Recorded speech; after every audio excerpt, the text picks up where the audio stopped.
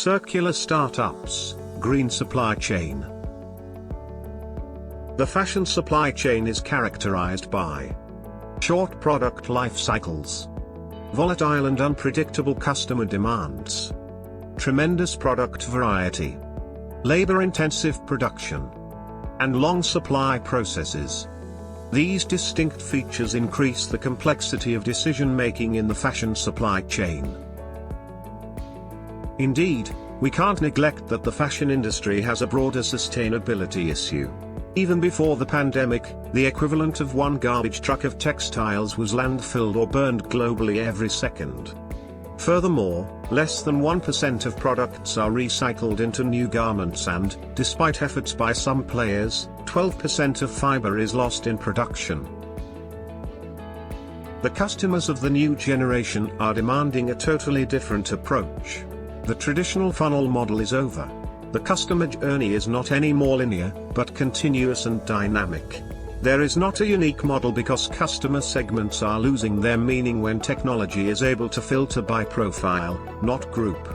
To face these new challenges, a lot of companies have reinvented themselves as well as new startups have arisen. In fashion industry, the use of circular materials and waste as raw material became a reality, as well as intelligent operations to reduce waste generation and optimize the use of resources. Some examples of this are Spinnover, that takes cellulose and aligns it in a natural textile fiber, and Mycotex, that allows custom-made clothes made from compostable mushroom roots.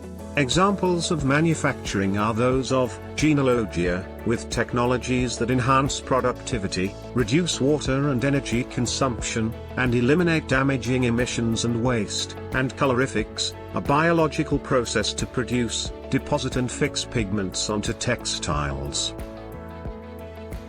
On the design and procurement side, we have examples such as Circular.Fashion, a digital platform for material suppliers, fashion brands and recyclers, including a circular design software that creates IDs for garments, and Upmade, that applies upcycling on an industrial scale, reducing the amount of textile leftovers.